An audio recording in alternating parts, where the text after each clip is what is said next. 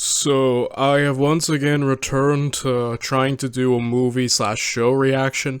The last time I did one of these was like back last August when I watched the Napoleon 2002 series that was produced by the French. And before that, Waterloo. So, um, yeah, like I said, I haven't done too much of this because it does take a lot of effort, watching movies and shows, and mainly the editing and getting them on here. And sometimes it's like high.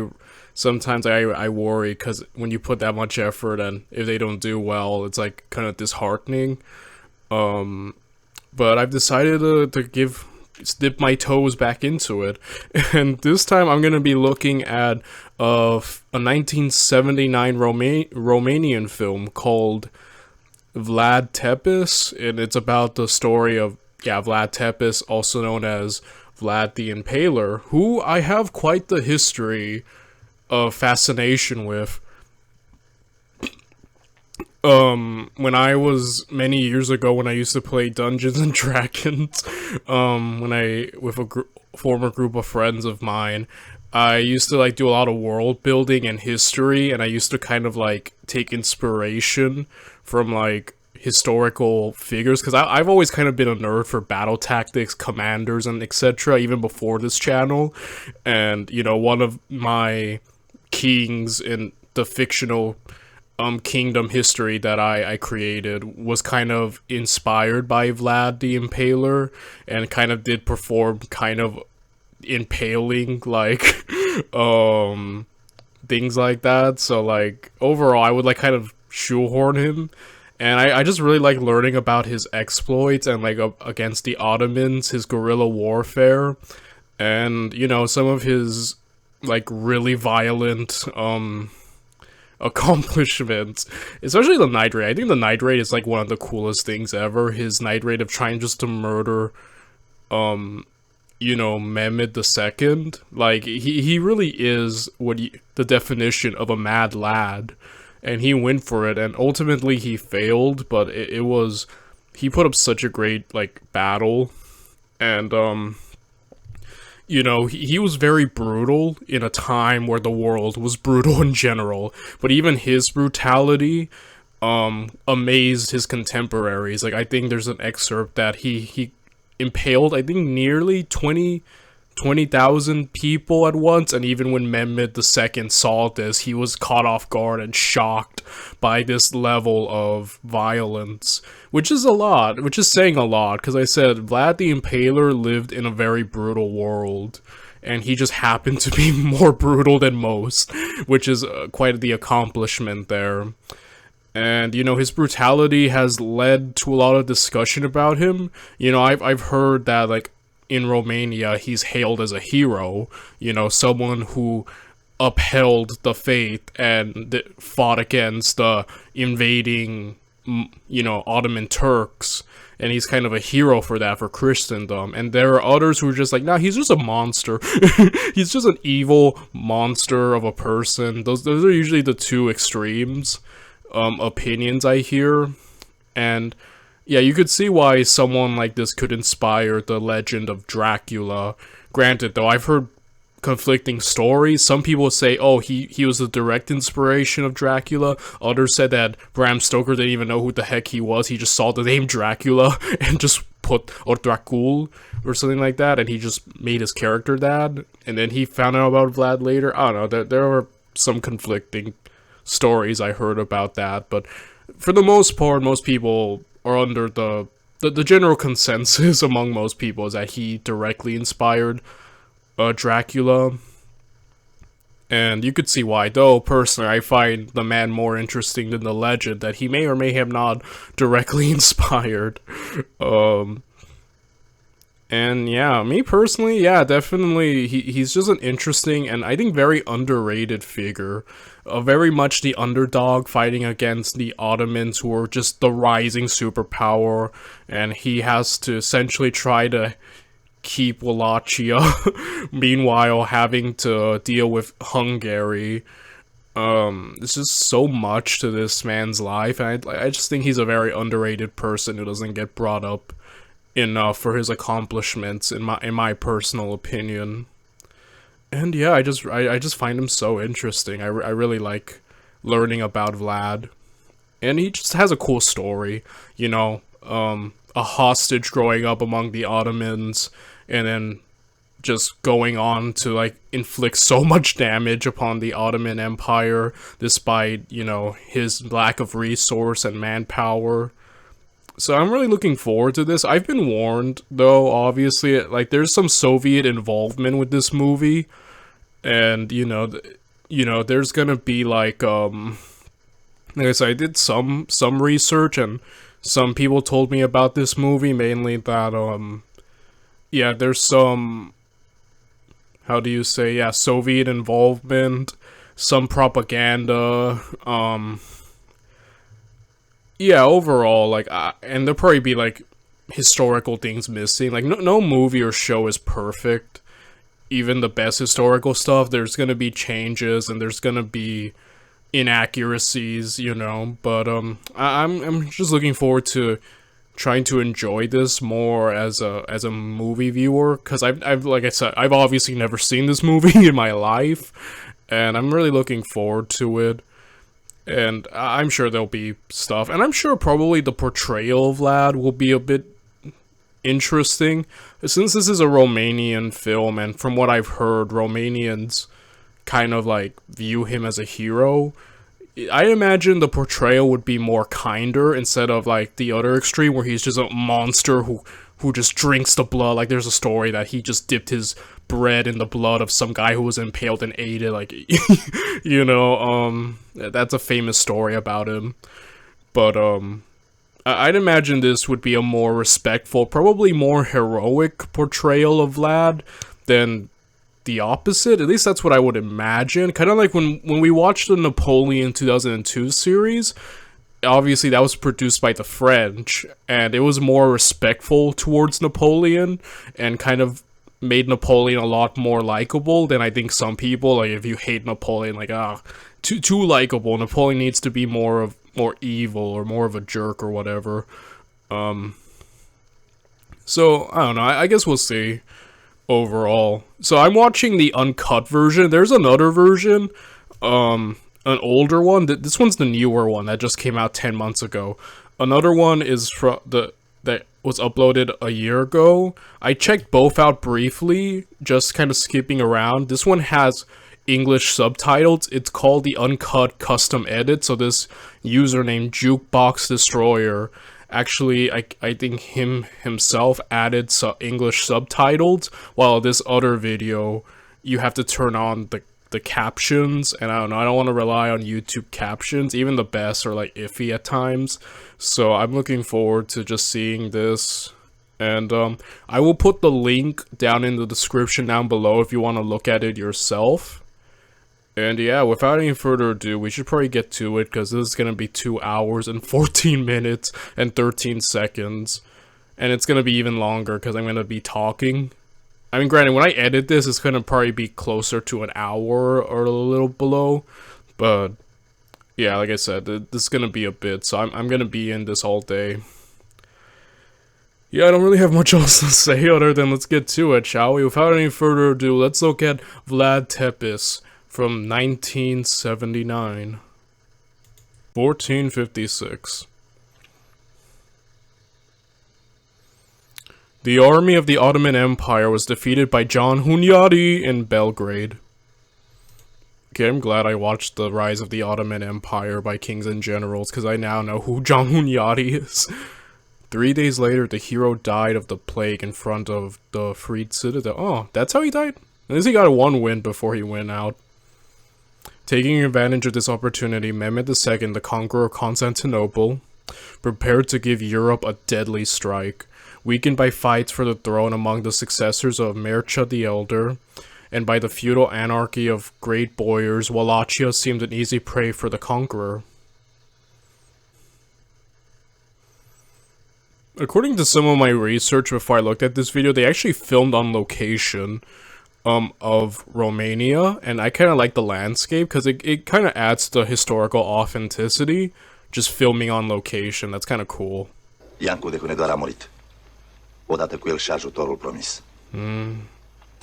Nu mai am de așteptat nimic de la nimeni. Împrejurările sunt însă prielnice, Măzilă. Nici regele, nici sultanul n-au acum vreme de țara românească. Premii de români sunt de ajuns. Heck yeah.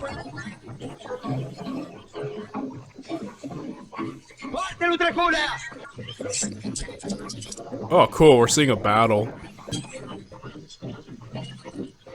Oh, crap.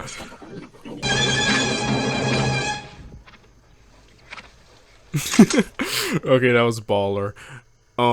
I was kind of wondering, though, how they're gonna portray the violence, because like I said, the thing is with the era of, like, this time in Europe, but also with Vlad in particular, he's known for brutality. Like, Vlad the Impaler, you don't get a name like that by not being a scary man. So, like, I am interested in seeing if how much gratuitous violence they show, and how much they can get away with, and how much I can show on YouTube if they go full on.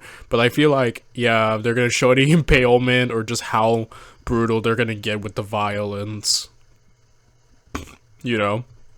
And we just saw one dude get stabbed in the back by a spear, so that's already it. Ce s-a făcut cu moștenirea lui? Unde-s părțile de peste munți? Unde am lașul și făgărașul? Unde-i marea cea mare? Nici 50 de ani au trecut de atunci. Și domnii sunt vasalii regelui Ungariei și tributarii lui Mahomet. Slugă la 2 stăpâni. Asta a ajuns țara de pe urma dezbinărilor voastre zmintite. Și măria I love how, like, essentially Vlad's calling out his boyars, like, look at how many people have sat on the throne, look at what the greatness of Wallachia now torn between Hungary and Mehmed. And the thing is, these lords, with so much of Wallachian history that we've seen from Mikhail the Brave, Vlad and whatnot, even Mercha, the Wallachian boyars, lords, are often a lot, sometimes even a bigger enemy than outside forces. They're usually known to turn on their monarchs and kind of just rebel or just betray them, like, you know, and oftentimes in history, we've seen that so many times. Even with Vlad, they all turn on him in favor of his brother, like, yeah, the Wallachian boyars are kind of not a loyal breed. And Vlad kept them in line a lot, but a lot of that was through fear, I'd imagine, and impaling.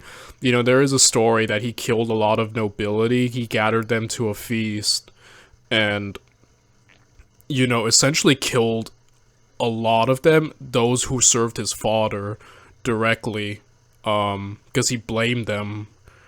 At least that's how the story goes. I could be gotten some facts wrong, but essentially he invites everyone to his castle, like this big feast, whatever, and then he murders them all. Like, you know, like, yeah, a lot of it was to keep them in line, and Vlad often had to, well, Wallachian, like, rulers had to contend with even their boyars, who at times could even be greater enemies than the actual outside forces. De azi intensă. Tâlhăriile de tot felul. Silniciile. Minciuna. Vânzarea de țară. Se vor pedepsi cu capul. Că ierți măria ta, e bine, așa se obișnuiește la început de domnie. Dar după aia, nu ești prea aspru? Aspru? Harsh? De ce aspru? Să știe toată suflarea ce-i cer și ce o așteaptă. Fiecare om să fie propriul său judecător. You know, that's cool. So, like Vlad just said, alright, release all the prisoners, everyone's forgiven, but from now on, crimes are punished by beheading. And I think, like, you know, it's when he said, isn't that harsh? And, like, dude, you don't know what harsh is.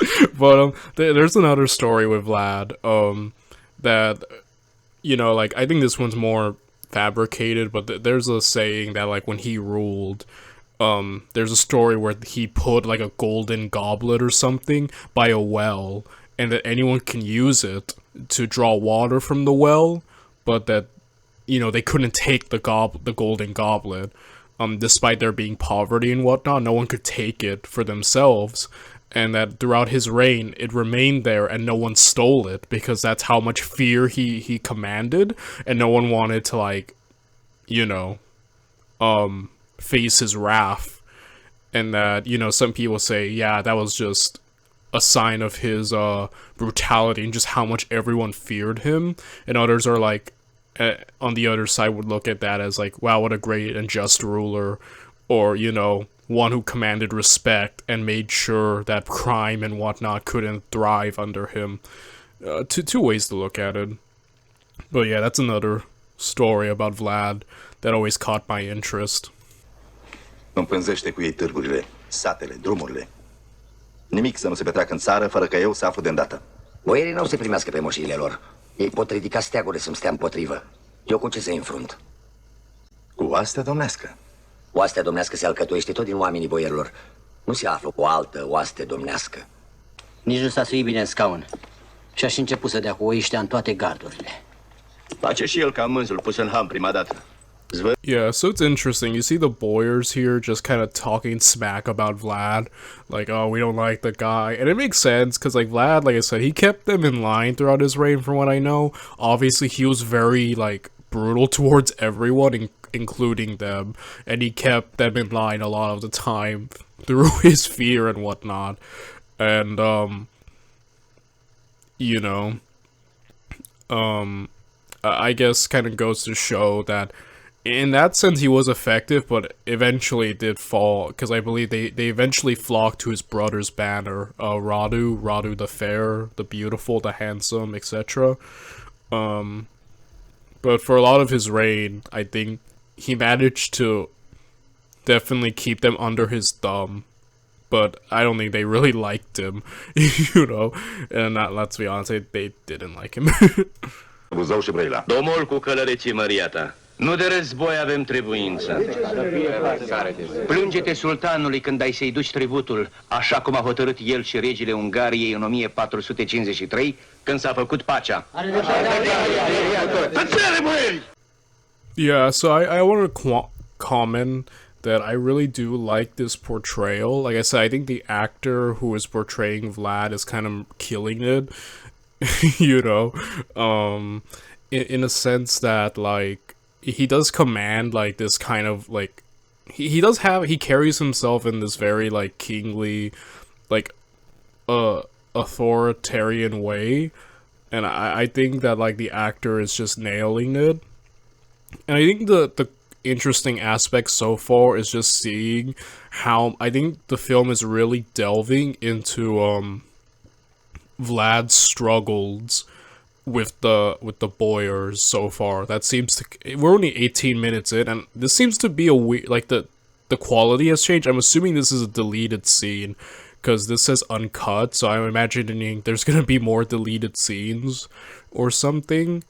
But yeah, like, it does seem to have a more emphasis on Vlad as he's trying to, like, deal with his boyars, them not showing up right away when he calls them, him, like, them not liking him and whatnot. That seems to kind of be, I'm wondering if that's gonna be the movie now, just like a more in-depth political look of, like, Wallachian politics and whatnot,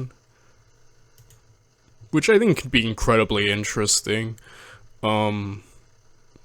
So yeah. Nu-mi cereți mie să vă duc tributul. Sunt domnul țării românești, nu cărăușul neputinței voastre.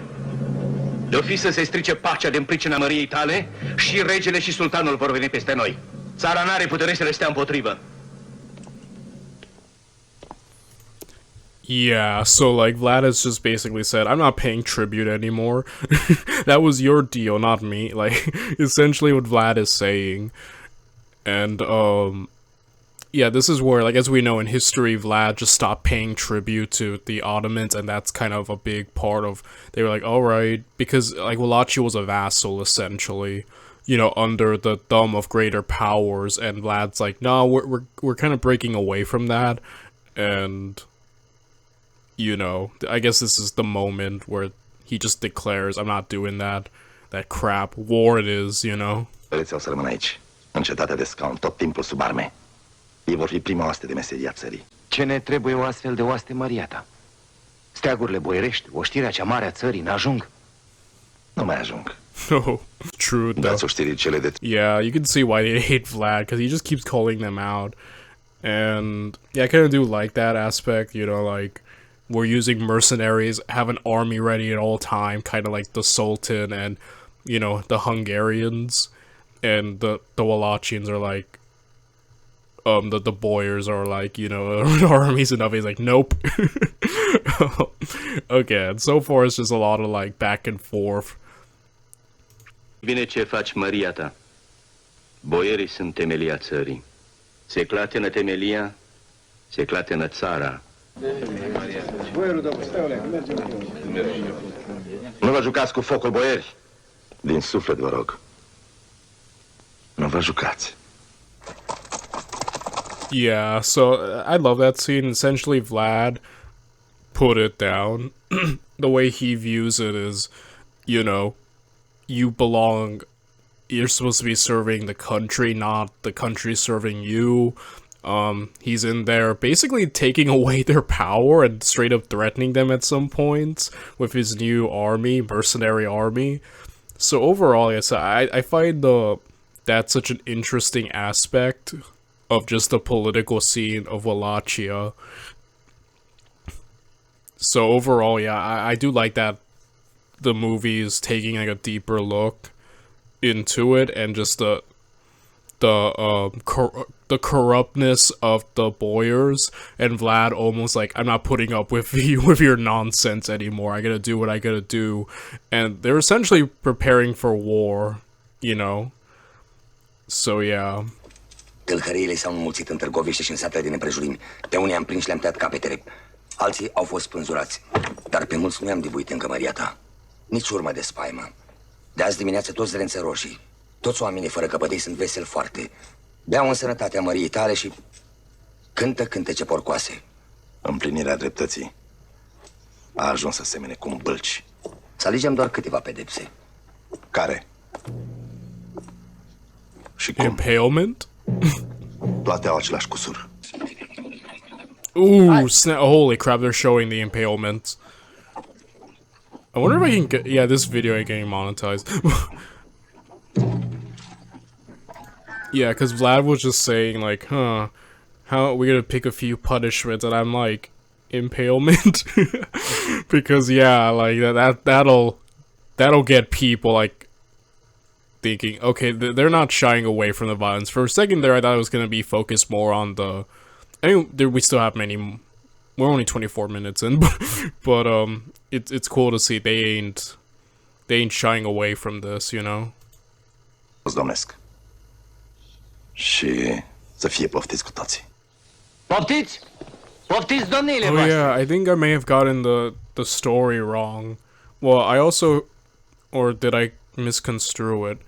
I also heard another story where he invited all, like, a bunch of poor people, beggars, into, like, a feast or something. And then I think he may have killed them all or burned down the entire building. I think that's another story about Vlad.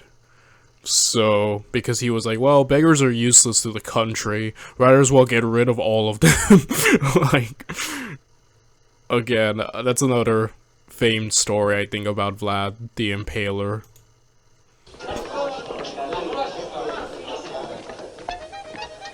I think they're gonna show it. Like, you get all these people gathering for this feast. I think they're actually gonna show Vlad kill them all.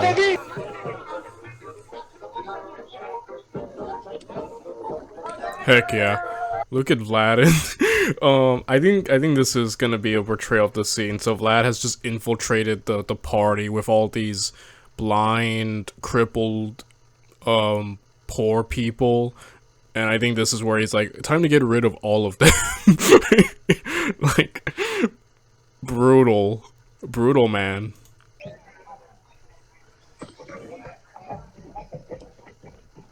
Holy crap. They gave like red wedding vibes. This is giving like red wedding vibes, you know? Like the dread that's coming in this like supposedly fun time. And they're about to get all murdered.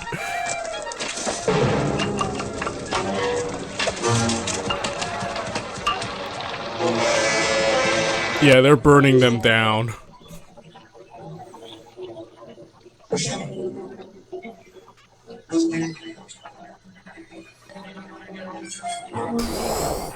Yeah, just completely burned it all down. All those people inside, just...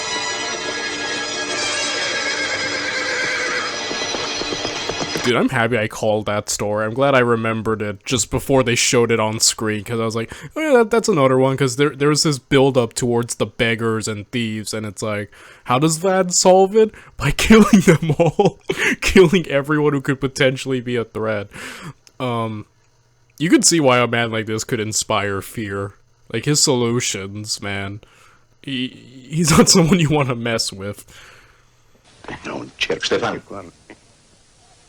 Oh, so this is Dar Stefan? numai tu. Când vor să cucerească, să asuprească, să ia ce nu e al lor. Între creștini și păgâni nu nicio deosebire. Ooh, dropping the bars there. Yeah, so this character was introduced named Stefan. I'm pretty sure this is Stefan the Great, who did actually get support from Dracula. I mean, Dracula. Point is, Vlad actually gave him support for the throne, as he mentioned Moldavia? Point is, so it's kind of cool that he's being introduced. And I kind of like that sentence. There's no difference between Christians and pagans. Or in this case, you know, the followers of Islam. You know, when they take land, they can just take whatever they want when they want. And it's true, though. Like, obviously, there's the big... in history, there's always going to be the big religious and theological aspect of a kingdom. Like, oh, we're Christians, and you're Islamic, and, you know... But at the same time, it's like... While that isn't a factor, oftentimes, self-interest really rules. Like, these kingdoms just want to grow. They'll commit they'll do whatever they want. You know, in that aspect, they're the same. And they're both a threat to Wallachia at this point, you know? Christian or Islamic, it doesn't matter. Like, they're dealing with threats who don't care about them either way. Acum e a ta. O vreau înapoi. Fără chilie, inima țării în bătaia lui Mahomed. Yeah, I think an interesting aspect is that right now Vlad and Stefan are just talking about like the risk of taking this citadel. I think they mentioned, you know, from that's under a Hungarian banner. And I think like what's interesting is just this aspect, this conversation is bringing into light just like, again, Wallachia is kind of like surrounded on one side Hungary, on the other, you know, the rise of Mehmed the Conqueror and the Ottoman Empire. And it really is just like, I can't afford to piss either of them off at the moment. And they're both just threats, you know, to Wallachia. It doesn't really matter. And like Vlad is trying to essentially walking this tightrope between the two. Of trying not to make, you know, provoke them both at the same time or whatnot. I don't know. I think it's just an interesting aspect, and yeah, Wallachia is kind of in terms of geography, just in a really bad position. Vor dom pe unul de lor. Făgăduiesc sultanului Harac îndoi dacă le sprijină alegerea. Yeah, so that letter we saw earlier in the movie from the Boyers was a treason. Treasonous letter to replace Vlad, and now he's intercepted it. N-am vrut să pierd pe nimeni. Dumnezeu mi-e martor. Julia n-are cum să ajungă aici mai înainte de 3 zile. Și în 3 zile noi vom fi de 10 ori mai mulți. Dracule! Vine Dracule! Oh snap! Okay, so the Boyers are like, we're gonna fight him, we're gonna kill him, and they're like, oh, he won't be here in 3 days. But now Vlad has just shown up. Forced march, baby. Get your enemies off guard. Yeah, I think Vlad is now in I'm gonna kill the Boyers mode. Because now that he was originally just kind of like chastising them, but after seeing that treasonous letter, I'm thinking Vlad's going full on now. Like, all right. Gloves are off. I'm gonna kill you now. You know.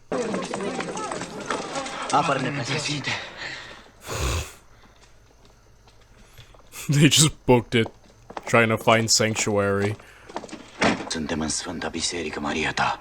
Să fi venit la Sfânta Biserică înainte, nu după. Călăuzește-i sufletul spre calea cea dreaptă. Eu trebuie să duc țara pe calea cea dreaptă. Am pedepsit vreodată pentru altă vină. Din fluierul Sfinției tale e sunete păgâne când vrei să-i aperi pe nelegiuiți. Dumnezeu nu vrea moartea păcătosului. Ci îndreptarea lui, știu.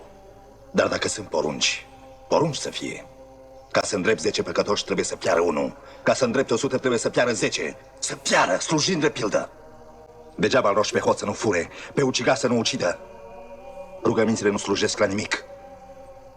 Nu dragostea de Dumnezeu aduce pe oameni la biserică, ci teama de chinurile iadului. Și vrei, mă... Okay, this is an interesting scene. So Vlad has, like, captured the boyars who went into the church looking for sanctuary, and this, like, priest is like, yo, you don't kill, and then Vlad's like, I'm going to, and they're having this theological debate, which I really like. Essentially, like, you just asking people to be good isn't it? What Vlad is saying is just asking people to be good isn't enough. You have to, like, punish them and set an example. And, you know, it isn't, like, the love of God. Like, that's such a hard line that you just said. Like, it's not the love of God that, that brings people to church, it's the fear of hell. You know, that's fire and brimstone ideology preaching there. And, you know, Vlad's like, I'm doing much better than you are because my actions and the fear I'm installing is actually making people change. I don't know. This is just an interesting... I did not expect Vlad to have a theological discussion right here with this guy, with this priest. Mahomet de aproape. În fața lui țara trebuie să fie ca o sabie dintr-un oțel fără moarte. Săbile se călesc în foc, nu în vorbe, sfinția ta. Nu al ghienii. N-am altul. I'm actually really loving this movie. What the heck? Like, I'm actually really loving this, man. I'm actually super invested right now. Man, I like how we had to look so many foreign projects to kind of capture, you know, like, historical films. Feel free to recommend more historical films. I don't care if they're foreign. Like, I'll watch them because I'm enjoying this a lot. Hopefully it translates well when I upload this to YouTube though, because I can't just upload the whole thing uncut. Dă-i fiecăruia țeapa cuvenită rangului său. Vreau să se vadă de departe că dreptatea mea e aceeași pentru toți. Okay, so that's a cool thing. Like, Vlad just, you know, they're like, hey, they're boyars, we can't impalings for, like, low-class people. And then he's like, nah, in my Wallachia, everyone's getting impaled. Everyone's equal now in this punishment. I don't know, there is a theme of equality with Vlad, you know, the land, everyone belongs to the land, everyone, you know, is equal in this. The boyars aren't above it now. Like, I don't know. There's some kind of no... I feel like for, like, lower, more middle people, it's kind of like... I kind of like that. Well, yeah, like, the rich should suffer like the rest of us. I don't know. I could see why so... That's kind of like an aspect, you know? Probably a likable aspect. I could see why... N-am vrut. Nu vreau. Dar trebuie. Mărul putred le strică pe toate celelalte. Nu trebuie să șovăi. Nu trebuie să clipesc din ochi. Dacă am să o fac, se va duce totul de râpă. Okay, so that was an interesting scene. Like I said, I do believe that this portrayal of Vlad was gonna be a lot more likable, a bit more sympathetic, and I seem to be correct in that. Is that here he's debating, oh, I don't want to do this, I don't want to be brutal, but I must, I've made everyone their own judge, etc. You know, why has this fallen on me? Like, I don't know if the real Vlad Tepes was this morally conflicted. He was like, okay. I always could have imagined he'd just, like, more willy-nilly about it, like, not as tortured about it as this is, but then again, I don't know the man personally, maybe he did feel like this for all I know. Again, he's a figure that probably could have benefited more from actually knowing the guy, but obviously we don't. though this movie is choosing to portray him almost sympathetic and almost tragic in a sense. That he's a man doing brutal things, but what he feels like is the ultimate good, you know? And yeah, depending on how you view Vlad, that's either like, yeah, he's a hero, or he's just a monster. You know? It depends how you view him. But I do think, I did, it's interesting, you know? I did kind of expect a bit more likable than some, depending on like how you view him, like I said. Either more likable, or you're probably like, oh, he's not monstrous enough. But they're not shying away from the brutality, though. At least in that sense. Like, he is a brutal man, and that is an aspect of his character you can't fully erase, you know? But again, I keep saying he lived in a brutal world, you know? You had to kind of be a bit violent to survive, and this, like, being a nice guy wasn't gonna get you far, you know? It kind of, there's a saying that when it comes to, like, kingship, being a nice person is not necessary to be a good king.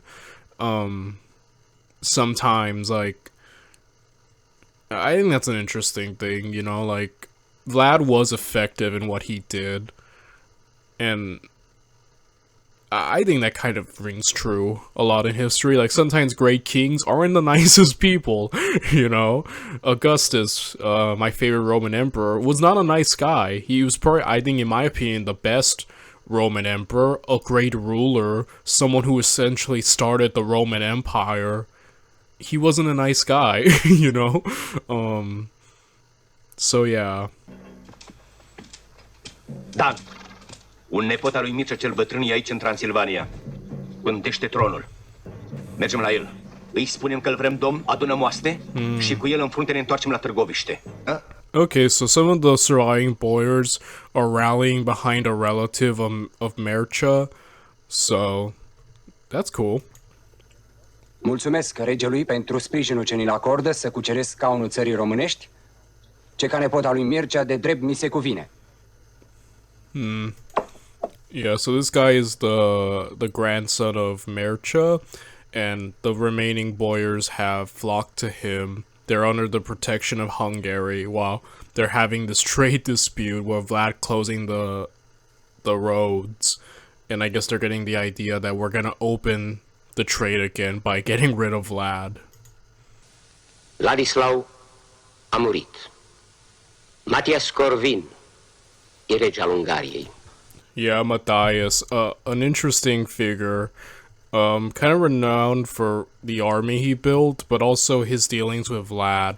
Kind of like, I think Vlad definitely sought a lot of aid from Matthias, even I think sending him heads of like Ottomans, whatnot, to prove like how serious he was about fighting the Ottomans. Matthias, I don't think ever fully committed to helping Vlad, and even imprisoned him later on, you know. So yeah, this is cool to see that now Matthias is in control. Majestatea sa, ocrotitorul creștinătății, dorește ca măria ta să depună cât mai curând la Buda legământul de vasalitate. And Matthias here just asking, alright, now be my vassal. Yeah, Wallachia, always under the protection or vassalage of either the Ottomans or Hungarians. Sunt domnul unei țări care este și vrea să rămână liberă. Sunt aliat și frate de arme în fața primejdilor ce ne amenință deopotrivă. Dar nu vasal. Vasal n-am să fiu nimănui. Niciodată! Boierii care nu vor război cu turcii sunt de partea noastră. Sunt mulți. Destui. Se vor întoarce și cei din Amlaș și Făgăraș de îndată ce le vom da de știre. Și ei știu... Okay, so we're definitely seeing some inner plotting as Vlad's right-hand man is like tired of this job. And now it's like you see some plotting even against Vlad in his own home base. Să ușor să-l găsim singur. Cred că cel mai bine ar fi când se roagă.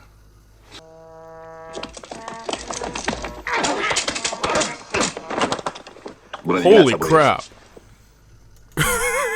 Yo, that was theatrical. Did Vlad just, like... that was very theatrical. So Vlad was like, huh, I now know I have suspected. I wonder how he suspected that assassination plot. But he's like, I suspect that they're gonna kill me. So I'm going to put this skeleton of a wig right here where I normally pray and hide in the shadows to reveal myself. That is so extra. I love that. That really is a movie moment there. Oh snap, he proved to be loyal after all. Te-ai îngrijit de cele cuvenite? Cum ai poruncit, Maria ta? Okay, that's kind of a cool twist. That's how Vlad knew. His right-hand man. This was all a ploy to weed out any disloyalty. Okay, that's genius there. Să nu-l mai plătim. Vor veni să-și-l ia singuri. Îi vom primi așa cum se cuvine.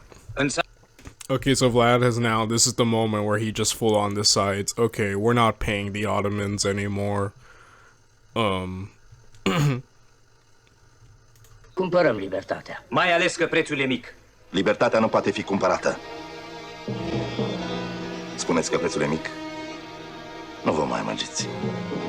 Va crește mereu pe nesimțite până într-o zi, când prețul libertății va fi libertatea însăși.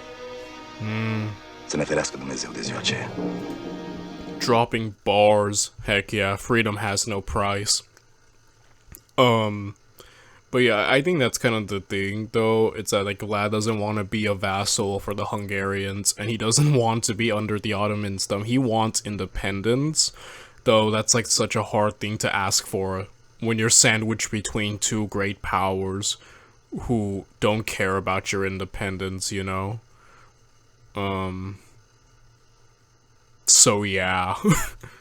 Slăvitul Mahomed, împărat al împăraților, rege al regilor, mare emir și mare sultan, îți poruncește să dai porții tributul pe care îl datorezi de 3 ani. Să mai adaugi 500 de copii pe an pentru oastea ienicerilor. Și mai poruncește slăvitul padișah ca tu însuți în semn de credință să-i duci tributul la Adrianopole. De ce nu vă scoateți turbanele? Allah ne poruncește să Why nu... don't you take off your turbans? So there's another fun... I want to... Actually, it's not funny, but there's another story that Vlad... the Ottoman messengers came to him, you know, kind of like... And he asked why don't they take off their turbans like he just did. They said they can't, and then he proceeds to, like, nail the turbans to their heads, like, with stakes, I think. I think the movie might show this right now, because that's another episode of Vlad just, holy crap, you know? And at that point, it's like, yeah, we're going to war with the Ottomans. So is this Mehmed we're seeing now? Oh, snap, they're showing it, yeah. The frickin', you know, turbans nailed to their heads as a sign to Mehmed, like, yeah, Vlad has gone full war mode. Duci aminte de Vlad? Postul ăsta al tatălui meu? Am stat în preajma lui, stăpân al stăpânilor. Ai să mai stai. Catavolinos, pe vremuri la Egrigăzi, în Anatolia, erai creștin? Atunci și Maria ta erai static. So this guy's name is Catavorinos? I'm just gonna call him Cat. And apparently he used to be a watcher for Vlad. At least that's what the movie is saying, when Vlad was a kid. And now Mehmed has sent him, I guess, to infiltrate and get in good with Vlad. It's what I'm assuming. Ar ajunge. Bunăvoință față de ce? Dă voie oștilor noștri să treacă spre Ungaria. Atât. Nici bani, nici oșteni, nici care de corvadă. Okay, so this guy is saying, alright, Vlad, it's okay, Mehmet's cool, you know, that you, like, you know, nailed those turbans onto those guys' heads, it's fine. He just wants goodwill now. Just let our armies pass to Hungary. That sounds like a setup, right? Let our armies pass peacefully, and then we'll attack you. I'd imagine you would want to attack from the inside, right? Yeah, that sounds like a setup. Da. Ei bine, No. Yeah, that sounded too good to be true. Oh, Vlad, it's cool. We'll get rid of the pretenders in the mountains. We'll do everything. Like, yeah, Vlad the Impaler is already set on fighting the Ottomans. And yeah, that's just a ploy from Mehmed. Like, Mehmed ain't just gonna let that slide, you know. There's war. This was his secret gambit to get Vlad to lower his guard, but like Vlad the Impaler, for any faults, he definitely wasn't stupid. I think he was really smart in his own, like, you know, and cunning in his own way, you know. Dacă nu te dai prins, am să stai capul. Am să-l umplu cu câl și am să-l trimit la Stambul. Crezi că vei fi răsplătit pentru asta? Nebunilor! Mahomed nu vă poate înălța mai sus decât pot eu! Oh, snap.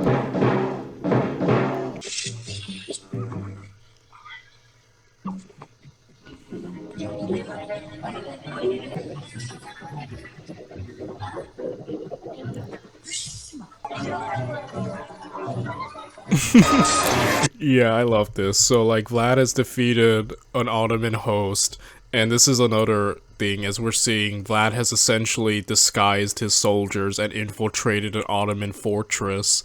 And he was known to do this. I think one telling I heard is that since he was raised in he was raised among the Ottomans, you know, as a hostage in his early life, he obviously knew how to speak their language and their customs and etc. He used that to his advantage in that he would show up personally to the gates and just speak to them under the disguise of, you know, like an Ottoman official or whatnot, or soldier. They would open the doors, and then as soon as he was in, he would kill everyone. I think they're kind of showing that, you know. So overall, yeah, very, like I said, he was cunning, I have to say. So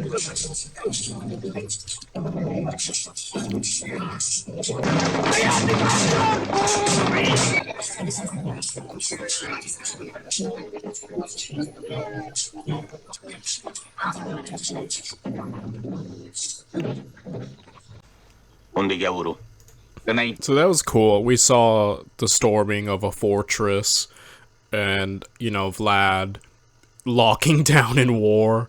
So that was a cool scene there, I have to say.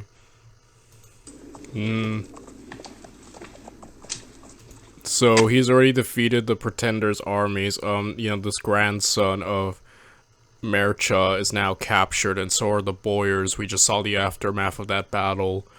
And yeah.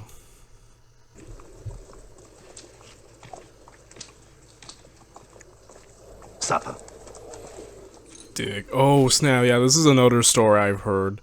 That Vlad, I think at some points he would personally duel people, and I think in one duel he won, and essentially made the losers dig their own graves, and once they were done digging, he killed them and threw their bodies in.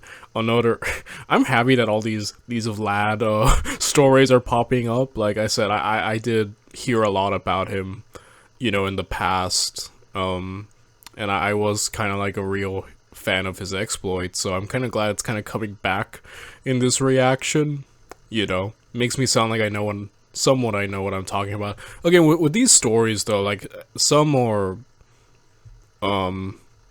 may have happened, some may not have happened, but I think they're still interesting to tell. There's probably a bit of embellishment with Vlad, at least through some of history, to make him sound even worse than at some points, or even more brutal. Hard to say. În Moldova și țara românească ostașii mei vor trece în Transilvania. Vor prinde oștile regelui din două părți și le vor spulbera. Voi preface și Transilvania în pașalăc.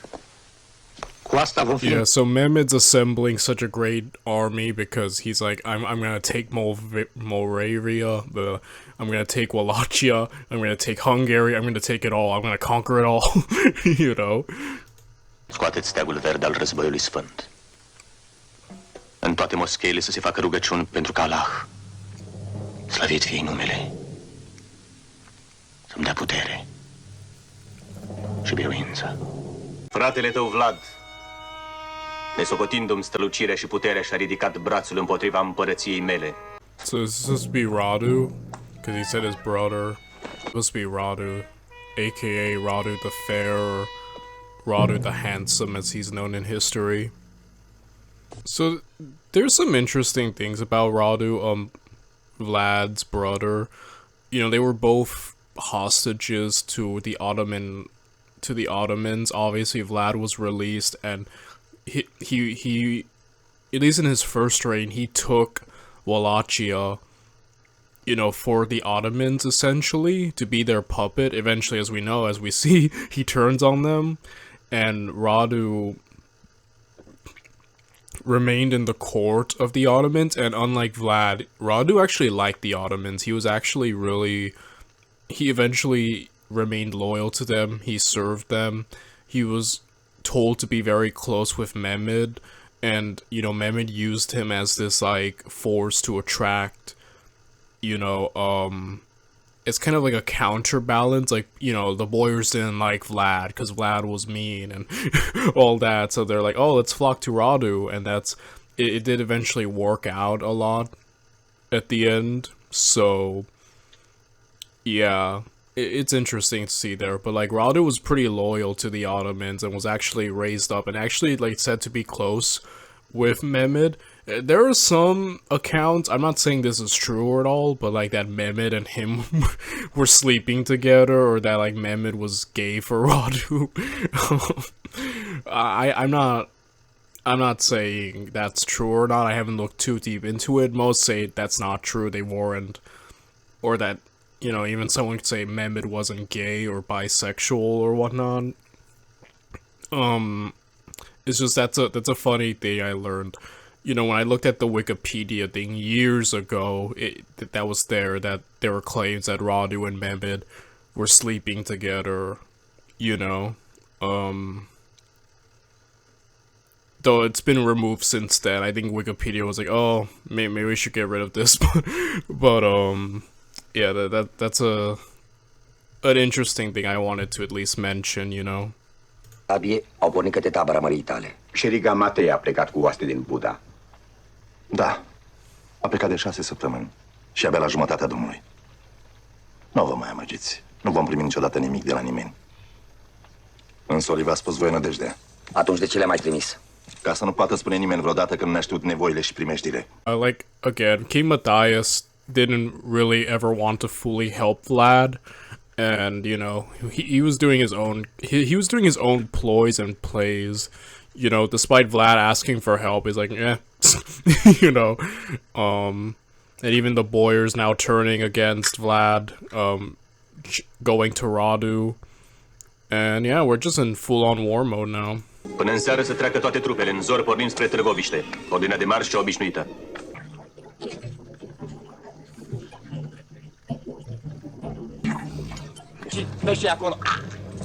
Yeah, you see him dying after drinking the water.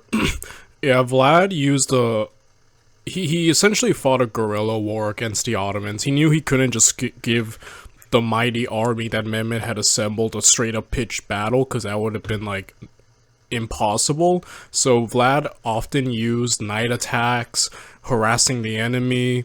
He used scorched earth, and he also poisoned the welds to completely slow down and kind of straight up start withering Mehmed's army. And we kind of see that in action.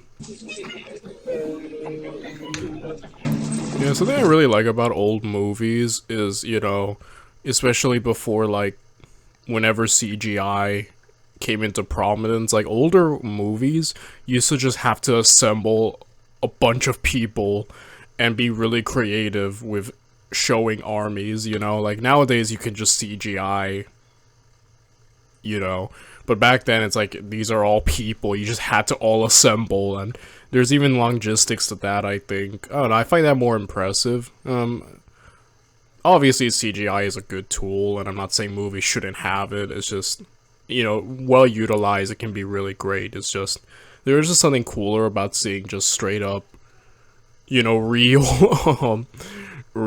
people all going for it, you know, all dressed up, all learning.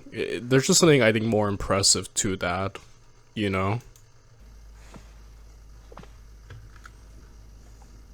E mai slab decât credeam. Dacă și închipuie că mă poate opri așa. A venit vremea. Yeah, so it's kind of cool Mehmed seeing, like, yeah, how desperate, because, like, okay, when you start using scorched earth and, like, poisoning the wells and all these gorilla things, you're showing that you can't fight, at least directly. And not that it's cowardice, I mean, there's some people's perspective it could be, but I think it's perfectly sound if you're facing a bigger army, like, just, like, to wither them down like Vlad was doing. But yeah, it does portray that, like, Mehmed sees, oh, he can't fight me directly, therefore he is weaker. And in a sense, yeah, but, you know, it's just cool to see, I think.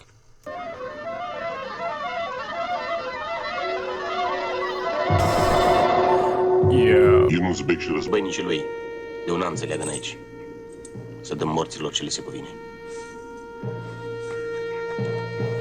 I think this was another stall tactic. You see all the Ottoman soldiers impaled there, and obviously the Ottomans stopped to collect their dead and, you know, for burial and whatnot, which was another stall tactic that Vlad used. And it's cool to just see it portrayed.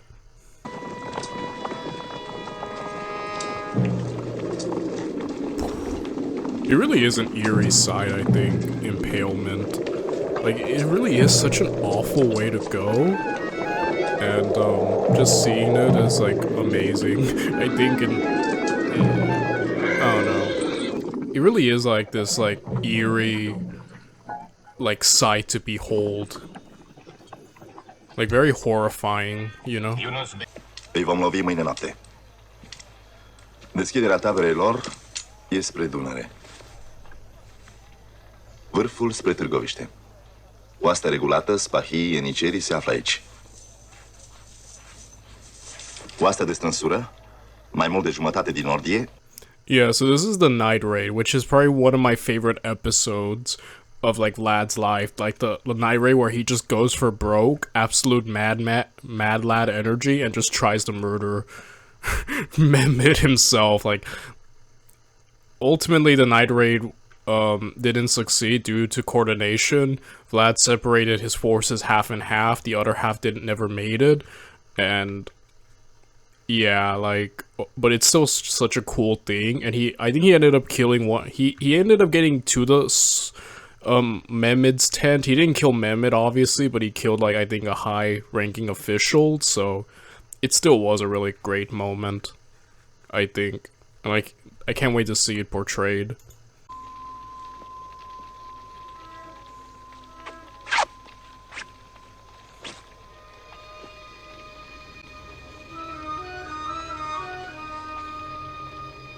Yeah, so Vlad went undercover so far to get, I guess.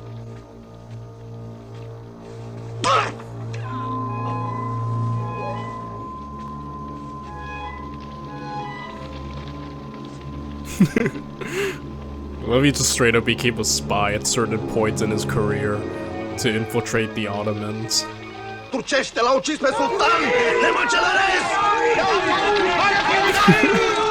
and stirring up the people. Yeah, the night raid was a bit different, I think, that what actually happened, in that, like, you know, he separated his army, Vlad, and then infiltrated from different sides, and then, like, as they were in, started attacking everyone, and he had to fight his way to the Ottoman Mehmed's tent. He fought his way there.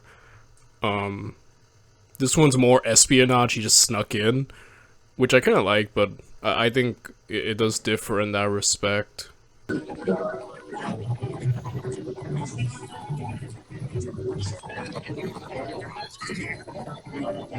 Yeah, it's just cool to see this, just the absolute chaos that was, like, you know, instilled in the Ottomans,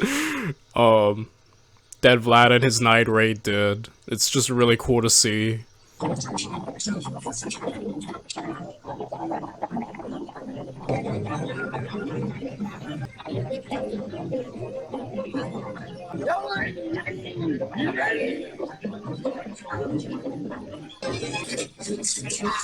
Yeah, just the absolute chaos. I think this is capturing the really great, like, way everything was just... It really was just a chaotic event where, like, you know, no one knew who was who and everyone was just fighting each other. Să mor ca un câine în somn în mijlocul vostru! Hai să te nemernici! Opriți-i! Mahomet e mort. Yeah, that's what he thinks. I did it. Again, I did like that portrayal. Overall, that was just really cool. And I do think it was a bit different. This seemed like it was a complete rout from the Ottomans. What actually happened is obviously the fight started before Vlad reached his tent. Vlad fought his way and killed someone. I think he may have thought was the Sultan Mehmed, but wasn't. And eventually he called a retreat because they needed to fight their way out. You know? So that's kind of what happened more while the film... I think the biggest jumping point is, yeah, Vlad had snuck in first, killed Mehmed there, and then started the chaos, you know? So it was a bit different, I think, in that respect, but it's cool to see that. În credință. 3 ceasuri ne mai despart de Târgoviște. Cum poți lua țara unui bărbat care a făcut atâtea lucruri deosebite și care știe să folosească atât de bine puterea și pe supușii săi? Îngropați morții. Yeah, that's a cool quote right there, what he just said, how could I take this country from a man who did such great things? It's a bit different, though, I think, in actual thing, is that Mehmed, like I said, the film is portraying the Night Raid as, like, this overarching success that killed half of Mehmed's army and basically routed Mehmed and all of them to retreat. Like I said, in reality, what happened is, you know, Vlad, you know, it wasn't that big of a success at least not compared to the movie. Vlad fought his way. Chaos ensued before Vlad even got to the tent. You know, and they were essentially driven back. Vlad had to call in a retreat, and they had to fight their way out of that camp. The camp wasn't completely destroyed, and nor were the Ottomans routed from it. And Mehmed proceeded to complete his march to, you know, Vlad's capital, Trovgoviste, and it was there that Vlad unveiled I think it's called the Forest of Impalement, where I think numbers are pretty big, in like 20,000 impaled corpses, and when Mehmed saw that, he was like so caught off guard by this scene that he said, how could I deprive this country from this man who did such great things? Like, it was that scene that caught Mehmed off guard, seeing so many people impaled. I think that's how it actually went. And yeah, after witnessing the Forest of the Impaled and those 20,000 things, Mehmed, after saying, you know, how could I deprive this country of a man who did great things, he actually just left. He leaves back to Turkey, back to his capital, but he leaves Vlad's younger brother Radu there, and Radu actually manages to get many of the boyars to side with him, and eventually Vlad loses control of the country to his younger brother. And I think he goes over to Hungary to get Matthias to help him, and I believe that's where Matthias imprisons him, and he's in prison for like over a decade. So I think that's how it actually went, though obviously, like I said, movie's gonna take creative liberties. I'm not, I just kind of want to share what actually happened, but yeah. Boierii vor trece de partea mea cu încheză și capul. Încearcă. Yeah, so I guess we see Radu there, telling that he'll take the throne. Măria ta, Mahomet trăiește.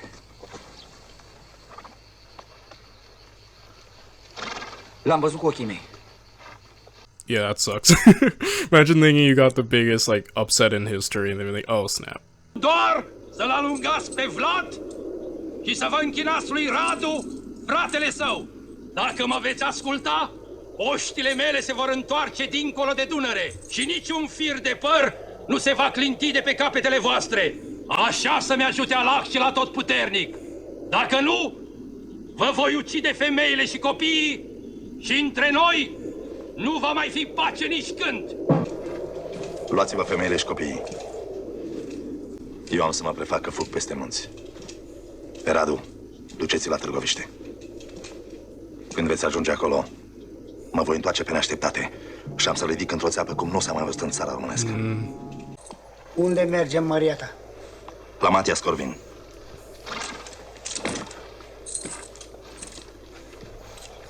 A ajuns cu oștile sale dincolo de munți. Trebuie să mergem să-i mulțumim și să-l rugăm să se întoarcă la Buda. Yeah, so far I could be wrong, but I think like what actually, if I remember correctly, is that Vlad lost control because many of the boyars just willingly joined with Radu. Here, it's like they threatened to kill, you know, women and children, and Vlad was like, oh, go over to his side, we'll make a ploy, join Radu, like, they were all loyal to him, and, you know, I'll come back, and I think what actually happened, I could be wrong, but is that they just willingly joined Radu without even the threat, just because Vlad was pretty unpopular, you know, among the nobility, and Vlad had to go to Matthias, and, yeah, I think people just wanted Radu, so... yeah, I think that's how it actually happened. The movie portrays a much more sympathetic, heroic, telling with Vlad doing this as some ploy, you know?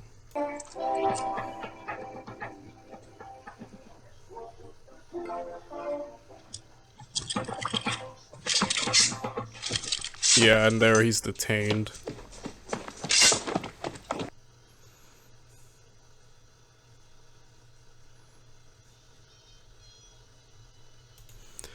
Yeah, he was thrown in prison in Visgrad, where he stayed for 12 years. In November 1476, with the help of Stefan the Great, he succeeded to recoup the throne of Wallachia, but he reigned only 2 months, being killed through treason on a cold winter's night.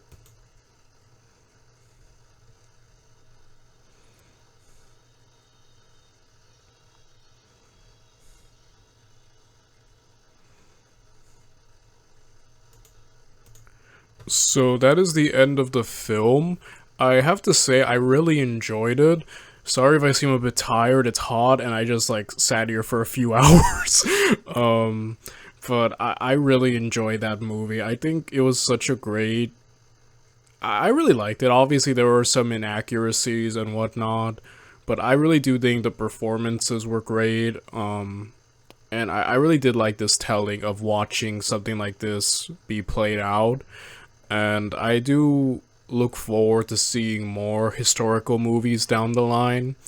And I think it got the main beats about Vlad down, though obviously depending on where you stand with the man, either you'll like it or you probably won't. But I think this was a more heroic, positive portrayal of him, which I did suspect.